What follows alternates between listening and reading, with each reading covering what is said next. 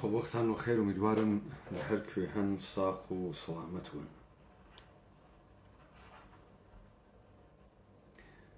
امیدوارم کە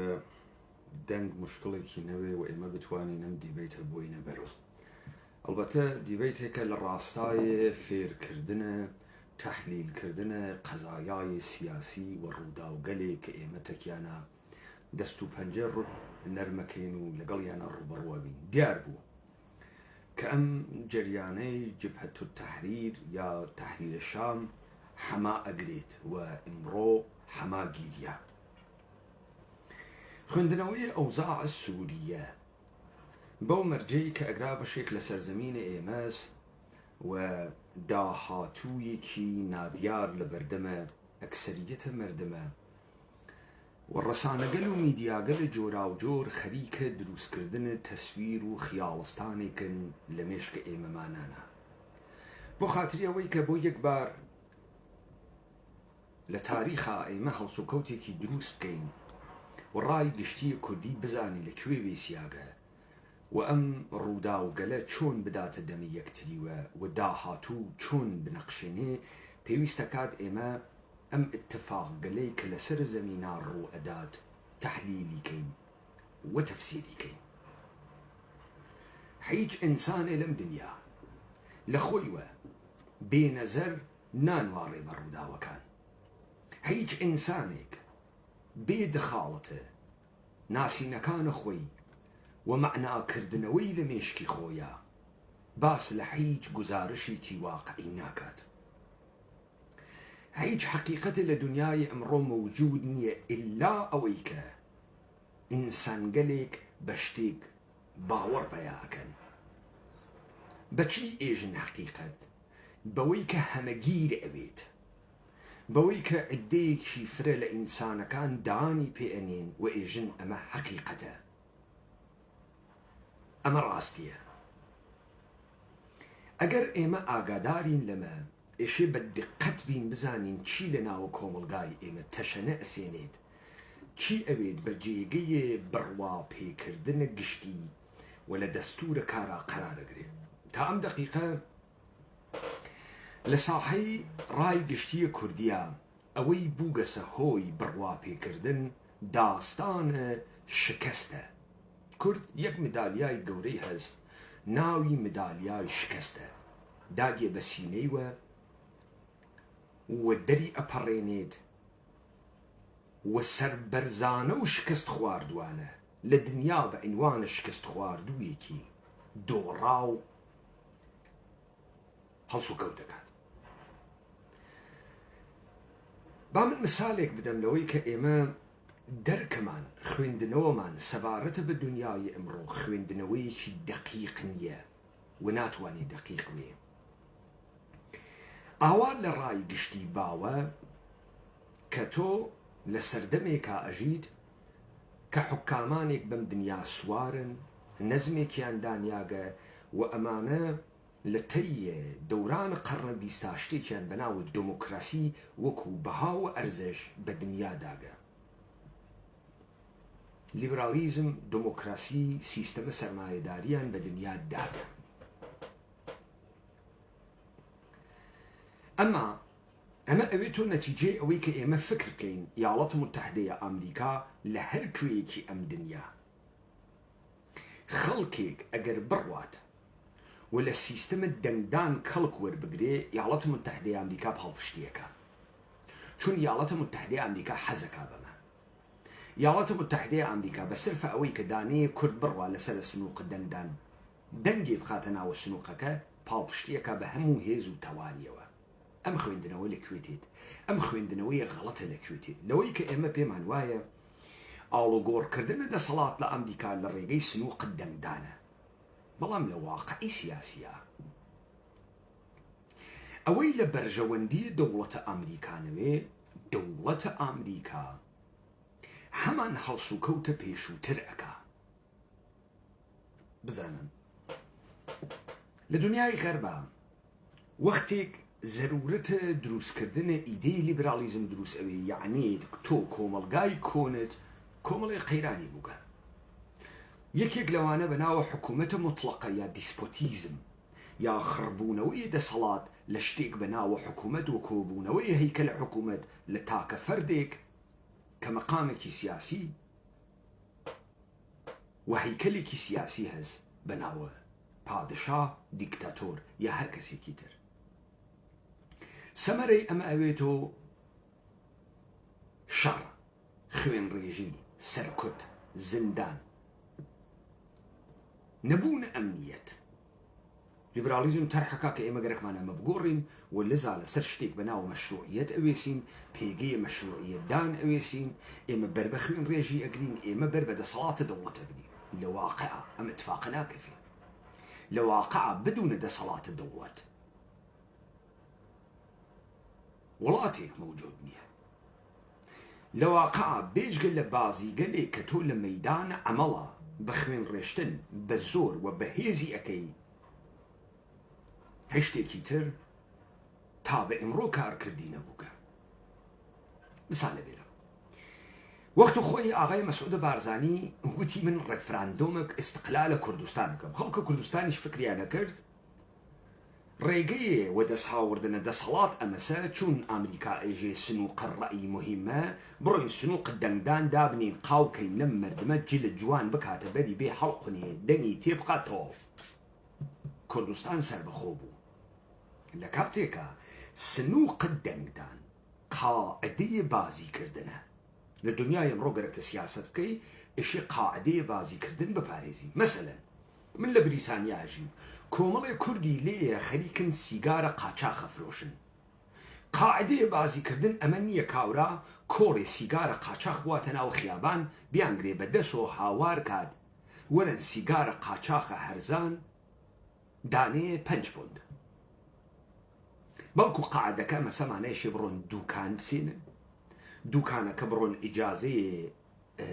فعالیت لە شەهرداری بگرن، قەرارداد بنووسن، لەناوە ئەم دووکانە کۆمەڵێ غەراز دابنێ، شۆکۆلات و نازانم ئاو و درینک و ئەمانە تا بتوانن چی بکەن تا بتوانن سیگارە قاچاخ بفرۆشن. دووکان، کۆرنەر شاپ، دووکانە سوپەرمارکت قاعدەیە بازیە. بێ قاعدەیە بازیە دووکانداری کرێ دووکاندان تۆ ناتوانی سیگارە قاچاخ بفرۆشی، ڕۆژێ ئەیفرۆشی ڕۆژە دووەم ئەتگرن. بەڵام وەختە لە ناوە زنجیرەی دووکانەکانە یەک شاپینگ سنترە تاونە حزورە بوێت بشکنینی نە ئاسانە نە بەڕاحەتی تۆ ئەگیری. سنووق دەنگدان شتێ بە ناوە دموکراسی قاعدە ڕووکەشە بازیکردنە نەتەمامە داستان. مثلەن هەر لەم ماجەرای ڕەفراندۆمە ئاغای مەسعود بارزانی مەشیایە تئۆری کوردایەتی بووایە، تاکە کوردە شۆڕشگێڕی دروست کردایە، هێزە سەربازیە بتە و هێزە شۆڕشگێڕە بتەوی دروست کردایە، فیتنەی بۆ ئێران، بۆ تورکیە، بۆ عێراق و بۆ سووریە بکردایە، خۆی ئامادە و تەیار کردایە بارە ئابووری، تەمینە ئەمنیەتە خەڵک و تەوانە شەڕکردنە لە 1 ساڵ بۆ 5 ساڵی خڕۆ بکردایەتەوە. تەمام ئەم کارانەی کە کرد ئامادە بوو دەرگیر بوێت دەست بنێ بە ماشەکە ئێران بشێوێنێت، تورکیە بشێوێنێت لە ڕێگەی کوردەکانیوە، لە ڕێگەی سونیەکانیان و لە ڕێگەی عەلەویەکانیان و کە ئەگەر قەستیان بێ پەلامارە سلێمانی و هەولێر بن لە کرماشان و هەمەدان و تاران گیرکەن و نەتوانن پلان بۆ ئەم دیو دابنێن. وەختە تەمام ئەم کارانەی کرد ئەو وەختە تێت لە ڕووکەشە جەهانیوە بوو بازیە کە گەرێکی ئێعلام استقلالکە قاوەکە لە خەڵکەکە ئێژێ لەباسی جوان بکەنە بەرتان کاغەزێگرێ بەدەستەوە ئێژێ خەڵکە من مەیلی لەسەر سەربەخۆیی کوردە ئێمە بە تەمام قدرت لە بەرامبەر یاویسین و جێبەجێیەکەی و ئیعلامە سەربەخۆییەکەی کێ تێت بابێت. ئەو وەختە ئەگەر هەشت و شعبی پەلاماری بدایە هێزە گەورەی کوردی لێیانیەدا خەڵک لە پشتی بوو چون دەنگیدا بوو. وەلێ وەختە تۆ بە شێوەی درۆزنانە هاتی وەست و سنووق ڕەئی جادوو ئەکا و دەنگدان جادوو ئەکا وأم دروزنية كردنا وزهن مردم وأم بو بباور مردم نتيجة كدروسية كات أو سوائوا تشاوتان بيكوت وأما بابين السرع أويك جبهة تحرير الشام امروح حماي قرت أما بيكاكاتش كارز لسوريا بزانن إما قشتمان آشناين كل حوزية أفكار عمومي والرأي قشتي كردا إما يكرد شكست خواردقين فرح حزكين بتسوير شكياني وبرسيتي ورو درچون وكوش كردان وابا كاروان تيل ريشاران وكرد بدبخت وكرد وبارو بولو خيانة وكرد وشياكان وكرد دوسيني وآي برارو لكرد أما تسويرك بدريجاوي إيه تاريخ متأخر كرياغ سناو ذهنه خلقك بخوي يجي كرد يا بي إيجن كرد وهر بزوريش بيت إيجن كردكان لسوريا كاكا أما كردكان نية لسوريا أما بكاكاس لسوريا وأما إما برلوي دس بخويندنو بكين خويندنوي دروسي ناكين بكاكاتشيا لسوريا بكاكا و بكاكا سوا لقنديلا إما قشت من ببكاكي قنديلا وانرنا بكاكي سوريا غلطة بكاكي وبرو بكاكي كاريان أويتو أميكا بين لم وزعيته توبون ناو الزمين كخويا غريكيانا زمين چيا إيديا بكاكاس إيدئولوجيا بكاكاس وحل سكوت بكاكاس بيسروك جيان ناوي كاكا بمن ربطي كينية بيسروك جيان أوي يا ناوي أصلا تو رازكي بيسروك جيان ناوي أما بكاكي سوريا تك بكاكي قنديل فرقكا بكاكي سوريا حزب دصلات دارك وحاكميتي بسر جغرافيا وجمعية دانياغا درك أما تو أوات وادي برسيار قلي كتير أواني تشابن ماركسيستن وقتي كسانك حملان بيكن يجن ماركسيست نماغا دنياي يوتوبياية كومونيزم لكل دنيا محقق بو لروسيا لتشين لكامبوج لأمريكا اللاتين لكوبا لكوي محقق بو لكوي كوملغاي سوسياليستيك بيتشين دروس بو نبو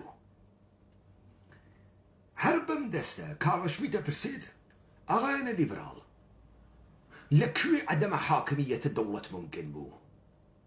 لكوي تو لهركويا مشكلة هاس لأبزار كان كون وسركت كردن وشر وطفن وصلح قلق ورناقدي كواتا دروش مكان الليبراليزم تو محقق نبو تدروكي سؤال أغاينا بكاكا من كارن بمنيك إيوا شورش جير شورش نشين تو 10 صالة لولاتك أوا بيجن سوريا لبشيك يا باشا قردانيك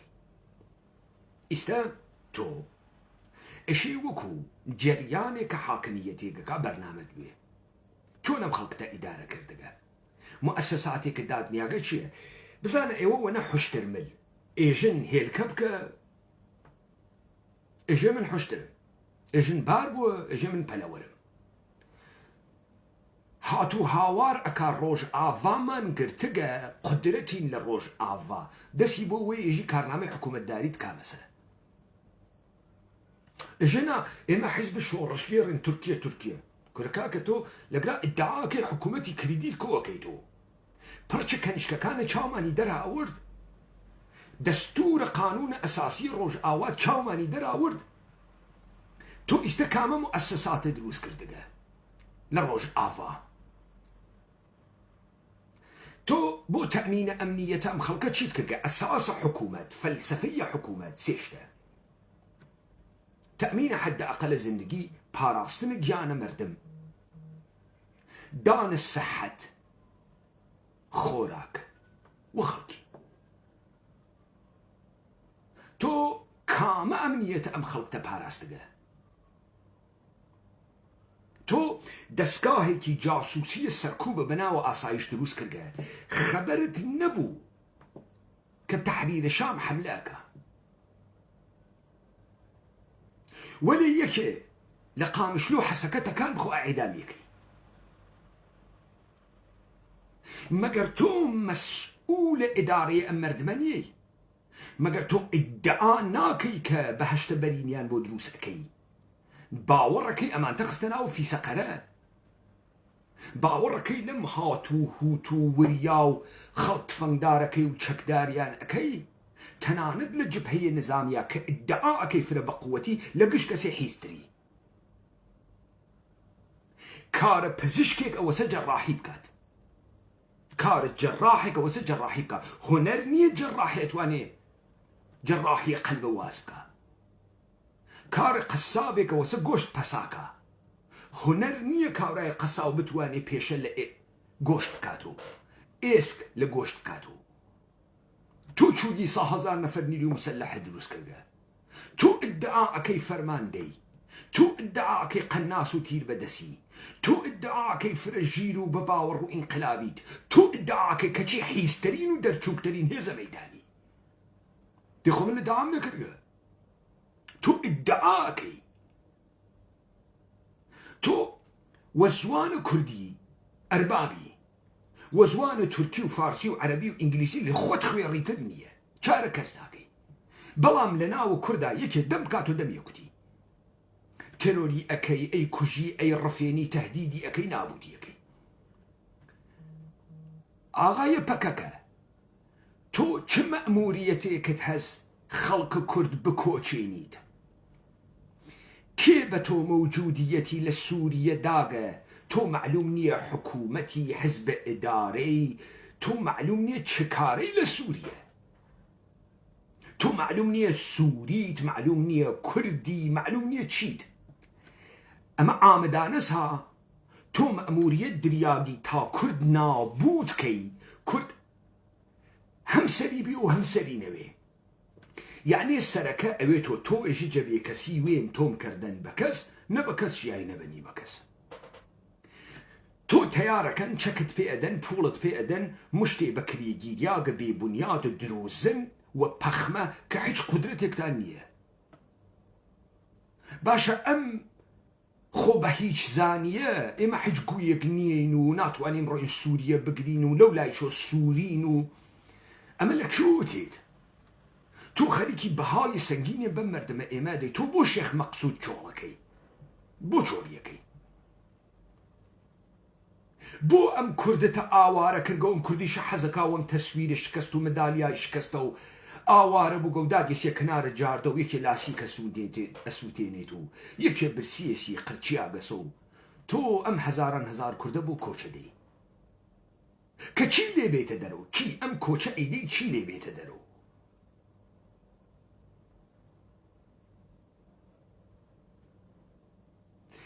من کارم بە منیە تۆ فرەسەرە زلە حەپۆ ڕاسەکە من کارم بە مەسە تۆ 10 ساڵە ئیدعا ئەەکەی پێگەی حکوومەتە دانیاگە ئەم حکوومەتە تۆ چه شکلیە تۆ تەوانە تەمینە ئەمنیەتە مەردەمە نیە کاکە گرتنت دەمشق پێشکەشە خوێڕی تۆ 10 ساڵە خەریکی چیەکەی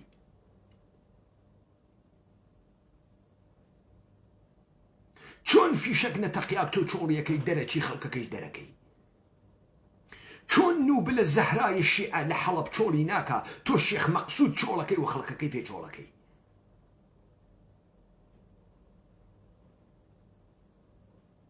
کێ ئەم هاتوو هوریا درۆزنانەیە تەحتە ناو پرۆپاگاندای درۆزنە تۆ بە فەزای کوردی ئێمە حاکم کردگە ئێوە لە دەوڵەتی تورکیە قینتان تێ دەوڵەتی تورکیە کوردکوژە ئەی بۆ لە دەوڵەتی تورکیە و ساختارە تورکیە و انتخاباتە تورکیە و سافرەنتی دەوڵەتە تورکیە دفاعەکەن ئەی بۆ لە انتخاباتەکەی بەشداریەکەن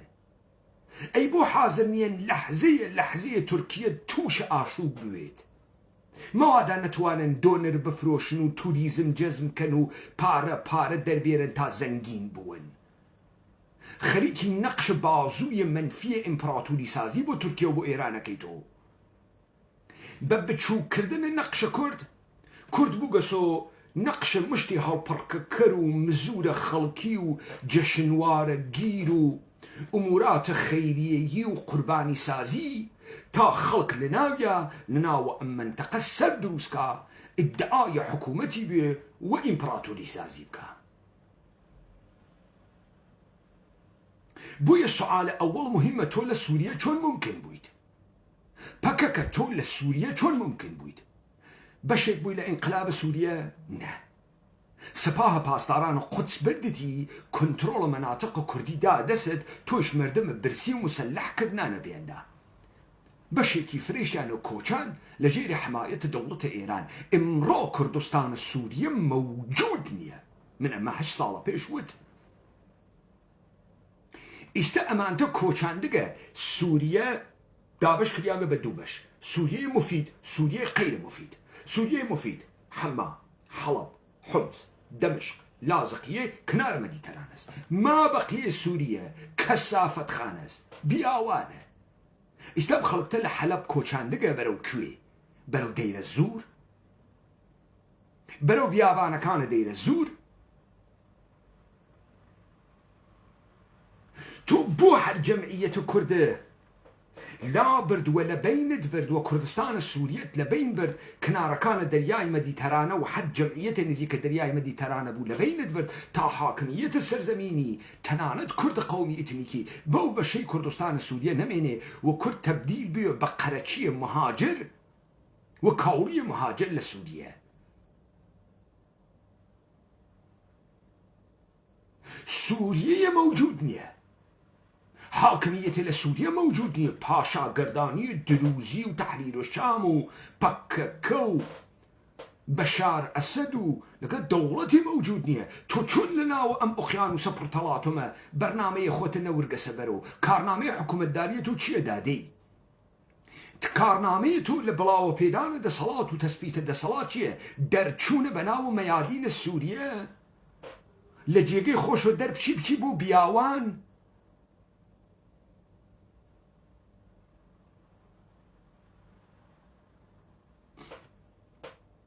پس ایوه دیتان جهان امرو برو دارشتنوی نزمی کیتر اروا آگانبون کرد اویتو هوی خلطاندن کرد و بمساسی کرد بخلطینن و جاره کیتر چل سالی تر بین لأجنو من بیجین عجب باوگل نفامیک من بو عجب انسان های نفامیک بوین وقتی خریق بون دیسان و دنیا اندا ارشت اما دوست ديسان دوريان شو بعقل بوين كاكا لم مشمش وفشفش داس هالقرن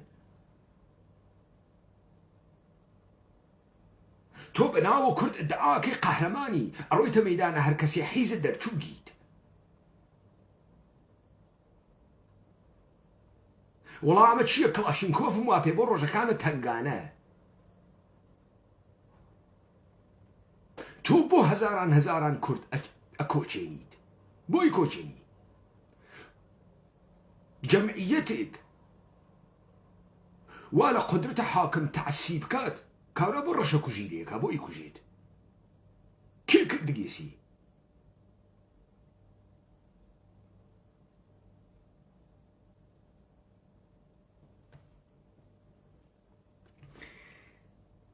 كواتر اتفاقات السورية بأيوة إجيد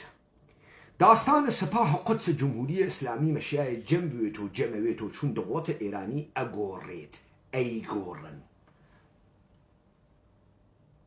برای میلیشیای شیعی بیتبین نظریه دست کرد اشی روالت بگورید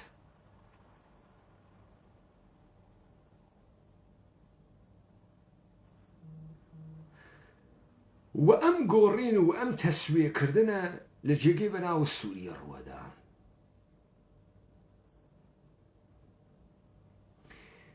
كاركيش كبو كرد كرديانا أمسا كومالي كان لناو كرد قوميتنيكي دروس كرد بناو السر أمانا قرار نية السر حيج كيون حيج قدرتي يكون أمانا قرار فقط هيزا كرد بقرن خساري بن شكستي لدرونا دابنين تا أم إدى خيري بداي كوباوك برسية موجودية بأورغانجل حزبي بيدا كردگا توانا إدامة دانيان بمشت الدهاتي حاورياغن كرياغن بشورش جيران والرهبران الجريانات السياسي واسريان تكقنيانا قمجانكات كاورا للدرك مسائل بين الدو بزن لدياتك إخوان عاجز و ئەمڕۆ کردیانە سەر فەرماندەیە سیاسیە جەریانە سیاسی پوڵ و ئیمکاناتیان پێداگە تا ئەو بتوانێ بە گەلە کۆمە و شرایەتی کە بۆی ئەڕەخسێنن ئزهارە وجودی بکات. کەواتە هەروە کە من لە سەرەتاوە ئاماژەم پێکرد ئێمە دەرکە دروستێکمان لە قەواعدە بازیە سیاسی نییە، سەرمان سوڕەمێنێت و نازانین چیەکەین، وەکو تەرەفدارانە فوتباڵ ئەنوارین و قەزایە ناتوانین تەحلیلی دروست بکەین، جامعەی سەریتیانە و ئینسانە گەورەیتیانە و ساختار و مؤسساتە مردمیتیانە و وەختی ڕووداوگە لە ئەوە ئەتفاقەکەوێ تەوانە تەحلیلی دروست نامێنێ ئەگەر ئێمە دەوڵەتمان وایە، ئەگەر وە پەکەکە بەشێک لە هێزە نظامی ئێمە بواە ئیستە گشتیانمان محاکمە کرد و دادگاهە نظامیانمان کرد و ئەعدامیانمان کرد. ستونە پەنجۆمە دوژمن، سی خوڕە دوژمن لە ناو مردمە کووردا بۆ کوردستانە سووریەتان لەبین برد. کوا کوردستانە سووریە؟ کوا پدەر سوختە تۆ حەڵەبە لە دەستداگە بڕۆی ڕەقە بگری، دێرە زوور بگری.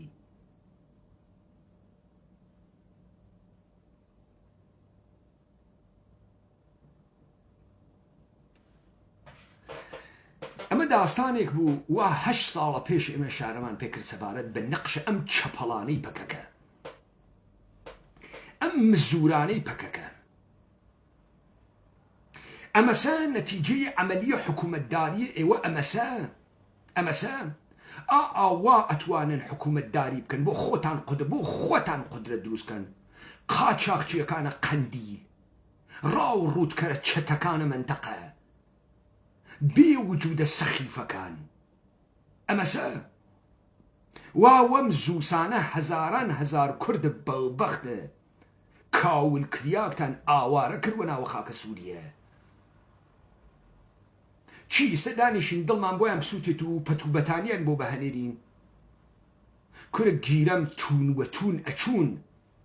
وا ئینسانە نابودە نەفام مەسیری نابودیە. تۆ چۆن ماڵ و کاشانەی خۆت بە جێتێڵی و دەرەچی تێقوچێنی؟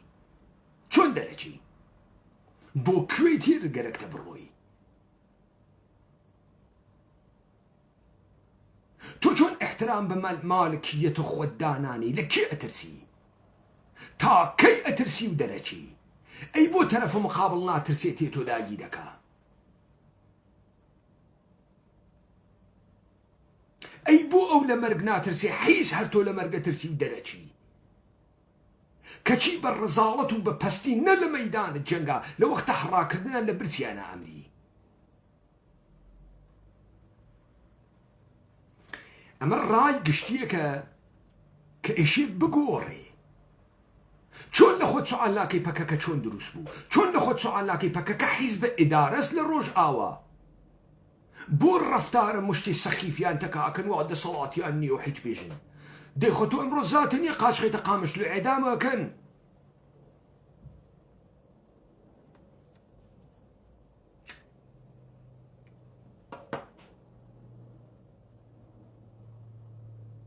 وەلێ نە حیزبە ئیدارەن و نەتەوانە قودرەت سازیان هەس و نەتەوانە مؤسسات سازیان هەست لە پشتە مشتە شعارە ئەحمەقانە. بزان ئاغەگەن تۆ یە دەورانێ، توی دورانە تخریبتە وەزعیەتە مەوجودە گۆڕی یە دورانە تەثبیت ئەمر واقعیتی کە هەی دورانە تەثبیتێ وە چی شکلێ چی تاگرگە. ئێمە ئەوەی چاومان پێکەوت لە ئێوە مشتێک کەنیشکە زەڵف شۆڕ مسلحتان کردووە نیشانتانە دەدێ کوام هێزە حیزە کوا ئیستە شەڕکە کوا دابڕۆن حومس بگرن، دابڕۆن حەڵەب بگرن. هەر ئەمتانە تەبلیغە کەریتر تۆ تەنیا داستانت ئەمەوە کۆمەڵی ماشین نیشان بەی هەنێ خوێڕی نیشان بەی ئەسلحەوا بەدەستیانەوە ئەو ڕۆژە کە ئێشێ ئەم ماشین و ئەم ئەسلحە کار بکە کار ناکە. تۆ نەپلانە بووگە دەمەشق بگری، نەپلانە بووگە حەڵەب بگری، نەپلانە بووگە لە سووتە چه کارەی تۆ لە سووریە؟ ئەوە تەحریر شام لە ئیدلب دانیشکە گەرێکی بڕوا دەمەشق بگرێ گەرێکی بڕوا بیگرێ تۆ چ کارەی لە سووریە تۆ کارت ئەمەسە کوردستانی سووریە نابودکەی فرە سەرکەوتک بوو گیتیە جەمعیەتەکەت کۆچان بەرەو ئوروپا ئاوارەی ناوە سووریەت کردن کارت ئەوە بوو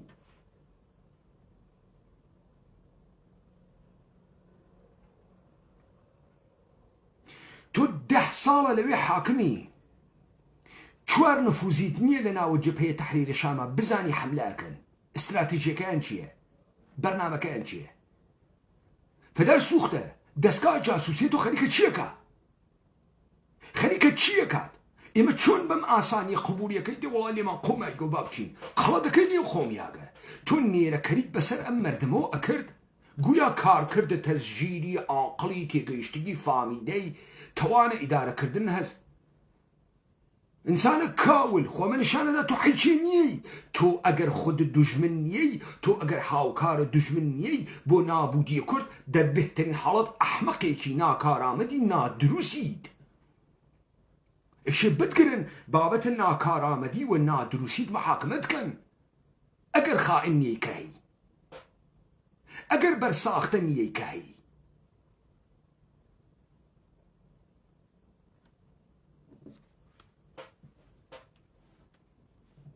کەواتە خەڵکە کوردەوار ئێوە زانیتان من 8 ساڵە پێش ئەم ئایندەمە پێشبینی کردبووها بۆ چون قەرارە خاوەرمیانە بگۆڕن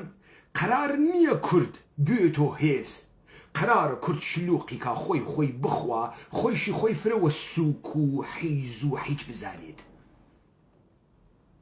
وەلذا هیچ جەریانە قودرەتمەندێک لە کورد نەیتە دەرەوە ئیستا کورد ئەوەی بەسەر مێشکیا زاڵەوە بە عینوانە حقیقەت قبولی کردگا مەسە کورد حیزە شکست خواردگە قەی ناکا ئێمە شکست خواردگین وەلی ئێمە متەرەقین ژنەکانمان سەر ڕووتەکەن ئێمە دائیمەن لە مەیدان دەرچووین ئەمە سە وەختێ تۆ مێژووت لێ ئەسەڕنۆ ئەوی تۆ کوڕە بلۆک خۆت لە خۆت تەوەقع ناکەی و ئەمانە وایان کرد بە ئێوە تۆ ناوێنی لە یەک تەلەڤیزیۆنە لە یەک ڕسانە یەک نەفەر وەکو حیزبە حاکم ڕووبەڕووی پێکاکا بێتۆ لە سووریە بێرەگرا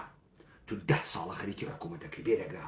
تۆ وتت دەستورم دروست کردە بێرەگرا تۆ وتو دەرمانگا و بیمارستان و زایشگا و زندان و ئاسایش و پۆلیس و هێز ئەرتەشیت هەست کوای کوڕە پەدەر سوختە کوا وا دوژمن پەلامارمانی دا ئاوارە بووین نابود بووین ماڵ و مڵکمان لە دەستدا خاکمان لە دەستدا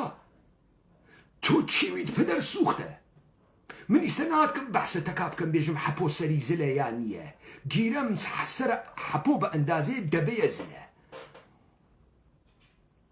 تۆ 10 ساڵ کارنامەی مەیدانیت بووگە سۆچی هێزە حیزە نظامیت کار ناکە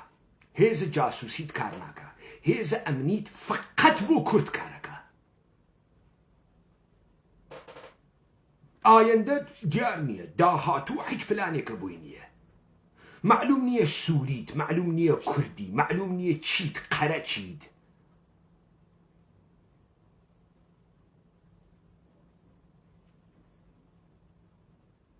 هەر کەسێ لە جێگەی خۆی نەمێنێت وەزعیەتە خۆی مشەخەس نەکاتەکە ئەم فاسدانە بەرەو هەرکوێ ئاوارە بوون هیچ احترامێکیان لێ نەگیرێت مەگەر خەڵکە پەککەوتگ و ژن و مناڵ پیاگێتە کە خانەوادەگای خۆی ئاوارە کردو لە جەبهەیە شەڕ نەوێسی یا لە خاڵک و ماڵی خۆی دفاعکاتی هەڵدەن خوێڕی ئێوە دەرچووتان کردگەس و کولتور سەخیف بوون و قەبارە بچووک بوونتان کردگەس و کولتور خۆ بە هیچ نزانیتان کردگەسە کولتور ئەمە بەرنامەس ها ئەمە بەرنامەس بووگە من وە خۆم بێژم سووری ئیدعام نەوێ بڕۆم دەمەشق بگرم وەختی هێزم هەست ئیدعام نەوێ لە سووریا حکوومەت بکەم بووگە من بە خۆم بێژم کورد ئیدعام نەوێ کە کیانە کوردی دائانێم تۆ کامیانی تۆ بازی سیاسیەکەی فکرەکەی ئەمە بازیە سیاسی نازانێ ئەمە بازی سیاسی نییە ئەنتەر تۆ پاپتت دەسە خەڵکیت هاتکی کورد لە بین بووەی ئەنا من خۆم لە ئەبتدای داستان و قەواعدە بازیم بۆ ئێوە باس کرد وحركة واقعين بو ايوه باس کرد.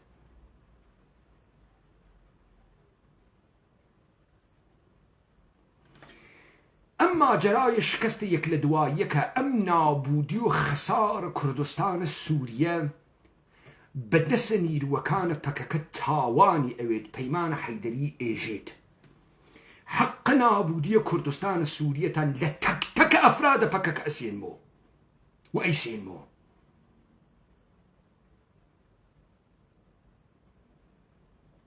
ئەم تاریخە سرعەتە تەحوڵاتی ئەوە نەفرەس ڕۆژێکی زوو تەکتەکە ئێوە لە مەحاکمەی خەڵکە کووردا دائەنێم مەلەفە گشتتان ئەخەمە دەرەوە.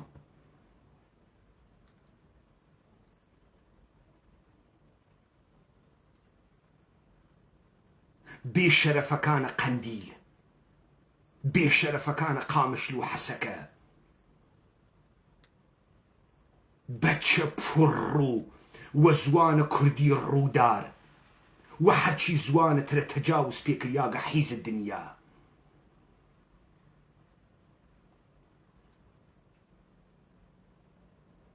ناوز کرد بڕیاو وەکو تەحریرە شام بێتە خوارەوە 6,000 نەفەر نیرو مسەلحی هەست. لێمانی مەکەنەوە فانتۆم زوحەل ئەگرێ هەر کلاشینکۆفیان وا پێ و بیکەیسی چەکە پێشکەوتویان هەست. تۆ چەکە پێشکەوتوی دنیات هەست کوڕ خوێڕی حیز و دەرچووگە دنیایت. بۆیە مهمە تۆ لە ئەوڵ و پرسیارکەی ئەمەی بەخۆی ئێژێ هێزە کوردی لەکوێ هات کەسە دەرەوە. کورد دێهاتیە وەکو عەبە ئۆجالان کێ مەوجودی ئەکات؟ کێ؟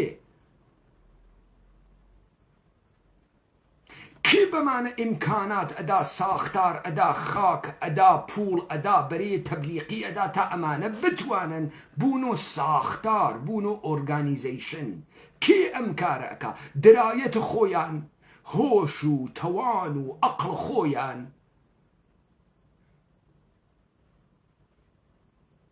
ئێوە گشتتان دەستان کردگەسە ناوە خوێنە یەکتری وە یەکتری پێ ئەکەنن. ئێوە وە مەرگە خۆتان پێ ئەکەنن. ئێوە خۆتان وە خۆتان تەجاوز ئەکەن.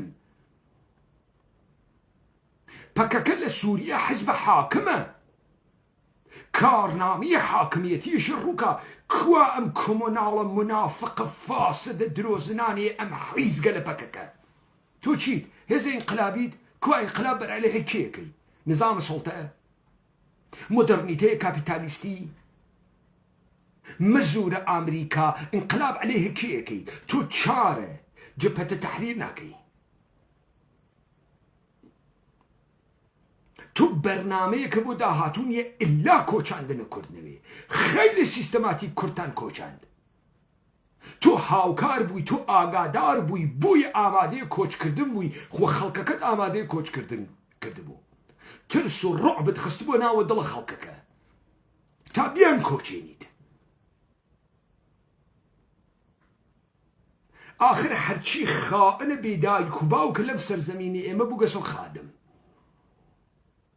خیانەت ئەکا تا بینە قاقای مردمە کورد کەچی مدالیای خادمیەکە نەملی.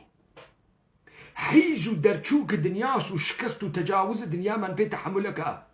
کەچی ئێشەوە باڵایشە سرود بێژی و بێژی فرە محتەرەمە نامحتەرەمە بێدایک و باوکەوە.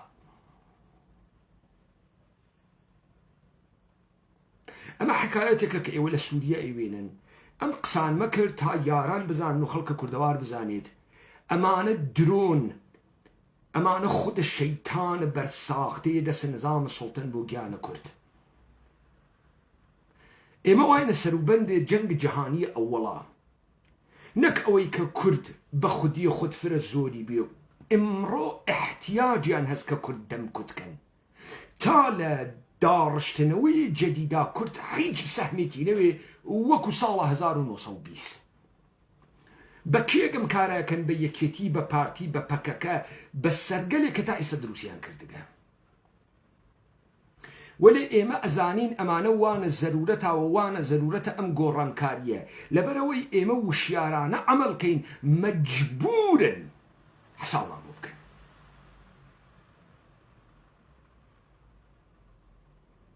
و مەجبورن حسابمان بۆ بکەن.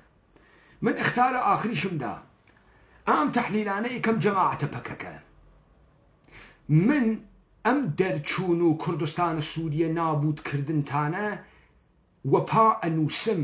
ومحاكمتان لسر جينوسايت كرد وغورين ديموغرافياي كرد ستون پنجم نظام السلطة بو نابودية مردم كرد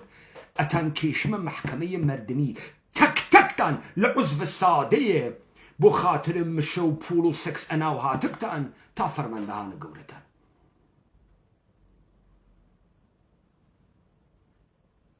وأمي جوتانا بيدر أخم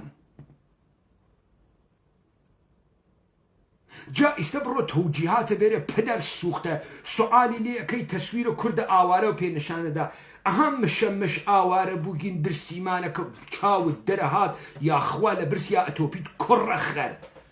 تو جواو سؤال من بارو تو 10 سال خليكي چيد لسوريا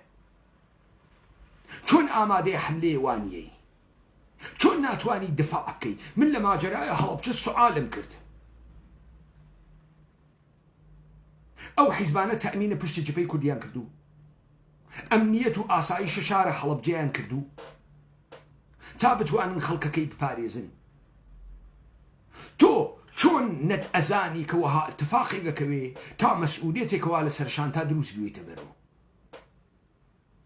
دي خوبنا و جاده اسفالت السوار برتيوتا هاتنا ناو شارع حلب من نمدي ار بي جي زنا كانتان و كنشك بلك شور قناص ودسا كانتان چوارتيو تاب تقينيتو نمدي مرتيكا بو چولا کرد بو حلبة چول کرد بو جمعية انساني لحلبة چول کرد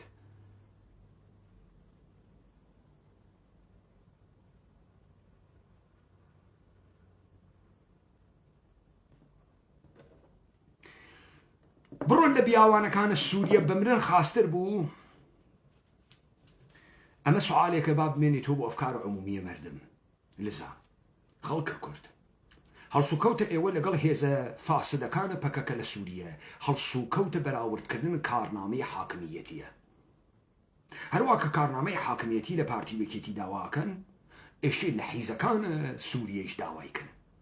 بكاكا دابزاني نم جامعية آرمانية ومدينة فاضلة وام قش الزردو ام هيزا غوريلا وام هيزا انقلابية لكيوب وام هيزا غوريلا حيزا هر درچو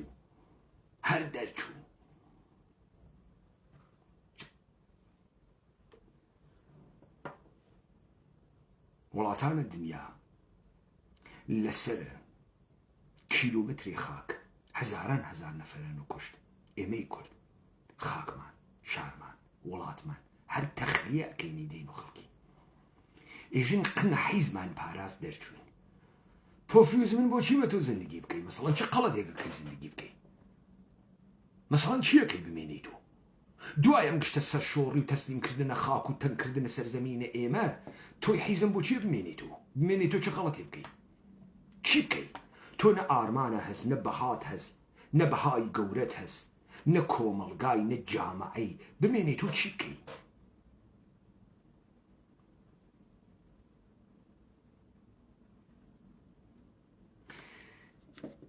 اگر من مجبورة بم ادبيات قصب كم دال بر تخريب 150 صالي وز تحتنا وكرد للشرف ان داشتتان بم كم انسان مجبورة كن بم ادبيات تكتانا قصبك و لناو ام كرده يك نفر خوي وبياق نازاني و هرچي حيزو دزو بوفيوزا ودما قوبان سوارة من ايما بوغا و خوتان هاوكاري جان اكن للدا بلوساندن خوتان تحتنا ومبارزة سوار خوتان بوغن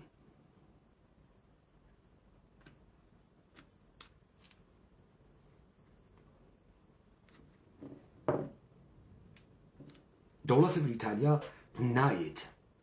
50% باج لخلقي بسيني بيس اسيني اما او 30% ترك غريكي سي بيسيني اي كاتا ماليات بر ارزش افزوده وي ايتي اي خاتا سنه او چرخوا سيني اي خاتا سنه يعني 1000 پوند خاتە کە فدەست تۆ مەشەیە بە خەرید واقعی باش نەدان 200 پوند خەرج کردە 500 پوند خەرجەکەی ئەزانێ ئەو مردمە 50% نادا بۆیە 30%ەکەی تری دابەش ئەکا جۆرێکی تر لێ بسێنێ وەلێ سێنێ ئەو ئەزانێت تۆ بەهێزە مستەقیمە دوژمن لەبەی ناچی بەهێزە قەیرە مستەقیم تحتە ناو مبارزە لەبەی نەچیت ئەزانی عەقڵ تۆ واسە عەقڵم بەشەرە واسە يعني من حيرتكم لتو لأم مدته تو يكيك ناويني يخيب بيكاكا بقري بعنوان حزب إدارة كر داراي صفرنتي وحاكميات لبشي لخاك السورية وداواي كارنامي ليبكا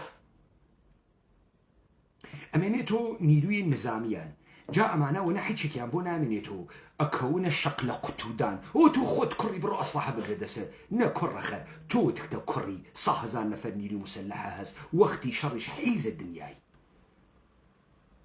استكوا برج زردكان وبرج شور رحيزة كان دوا أو تقبك نسر الدنيا كوان استا أمان تو تمام كارنامت أمبو مشتي خياريت هاوردك دا كردك تسو غوريلا اسم غوريلا ايش الشركة كوا شون ناتواني شركة تو لتشيلوكا شكست خوارجة للروايتها شكست خوارجة شار عربنا كي بهانا يقري جو إسلامية قريك يبرابو بهش شري بيكري من شر بيناكري أو بناو بهش شري بيكري تبهدات من السرتو هم أربابة أم دنياتا هم دول أربابة أو دنيات تو خيري كوي تو لتشيلوك شكست خوارجة لشر ميداني شكست خوارجة لكرامت شكست خوارجة لعريس عيزي لدرچوب درچوبي تشيتو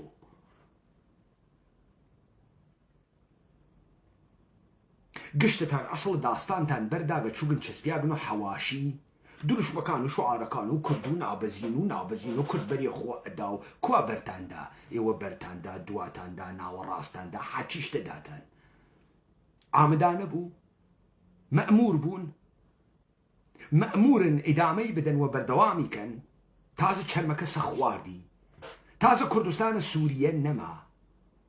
لو دايش قشتي والله حيزاني بيكاكا بلاماريان داين ودسمان بيد الصلاة ونما زاني حيج كاين اي بو وقت خويا حبتانا كرت تبليغ تانا كرت بويا بو وقت خويا مكرتانا كرت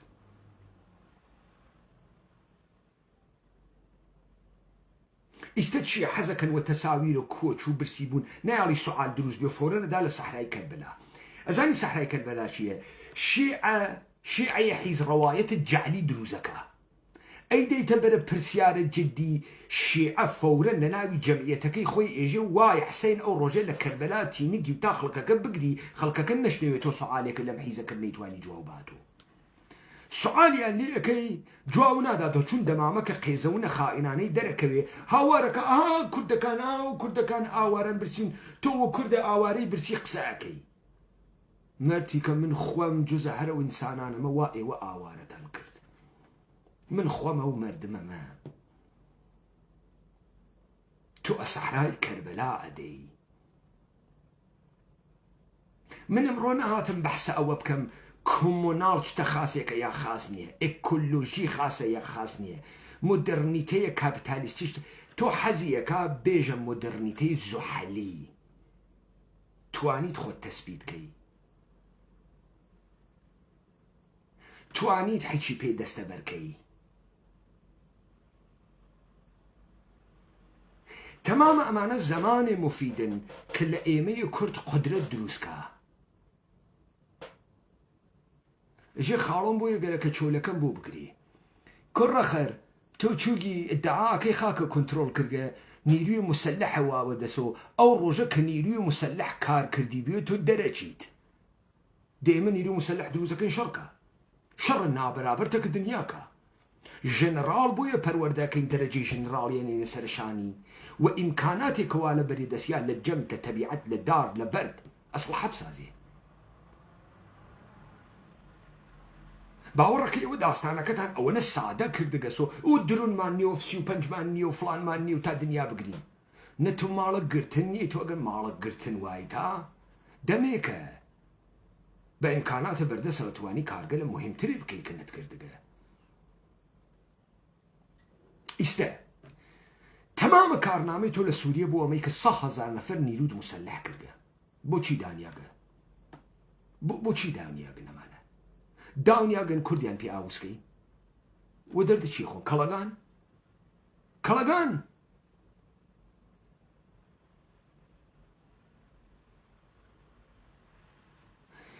يعني او منطقيك اي وقسي بي كان انسان حالي ويق اخوه ايوا حيج برجونديك تانية تا دفاعي لي بكن برجوندي ايوا اوسا بناو السر كرد بمينينو ومزور ديگران حج برجونديك ترتانية بمينينو هر جوري قوادية كأي كان تا كردي بينا بود كان بيخونجنو كردينو بوبختينو چارناكينو ناتوانينو كسيج نابرسي بيجا پدر سوخت تو اگر چارناكي بوتي تميدان تو اگر ناتواني جامعة اداركي چون ادعاكي خودكي با بربجاردي سرو كوماري تو ناتواني ولادي داركي تر تو اقلينية ايتر تو اگر جنرال ني تو ناتواني فاتح ميداني ام نجمانه چيه بسرشانتو تو اگر ناتواني برويت الجبهة وتحمل في شك ناكي بو بجيتو نظامي كار چك بو وسيتو خوتو بابا كس حاليني لأيوي وچكارن تو چون دسكاي آسايش دروس اكي دسكاي جاسوسي دروس اكي خبر لأطراف نيه خبر لتاران وانكارن كل لبالي دس خبر لإدلب نيه چون نيسه بعد چون مردم باريزي پدر سوخته و چی پاريزي پاراستن اوسه برلوي تهديد حركت بكات تو جوابي بدايتو اها لعلم پزشكيا واكسن ادن لكاورا برلوي مبتلا بيو و كورونا بتوانيت لبين بواد برگرتن باشترين متود درمان كردنه ناوي بيلي كارا السرطان بقري بعبرو دا لبدني وجراحي بوري تو چون آقادار نيد مالو زندگيم خلق والا خطرا چوني اي تو چكاري كلاغاي تو ايشي بي بمردم خبر بي بيجي وزعك واسه ايه متى اخي قدد ويسين او قالك لفرعون محور حملة كابكيو تكمينتو او لملا وحملة بتوكاتو لولا وبرو ادلبي لي بكلي شبا تركيا بكيو الشركة بيتناو باطلاق السورية بابيت بناولي تركيا بيتناو باطلاق السورية بود سبا شارة سدناوي تو شرا تك تركيا بود سر روسيا ناوي تو شرا تك تركيا بو وقت استتزاد منافعه تو بو كاريك ناكي ام تزاد قرب سينيد تو خليكي بو تركيا محورة ام دروسة كيتا خاك حبلوش كات ايوه وناو كردي ابارينن ايوه قشتان جاش تركيان جاش ايرانن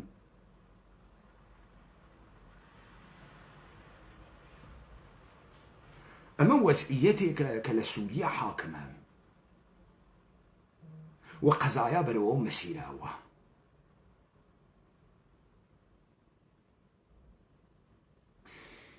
آقادار بين بروج محاكمة تك ام بككيانا برخورد اشتانتك انا برخورد حزب حاكم ويت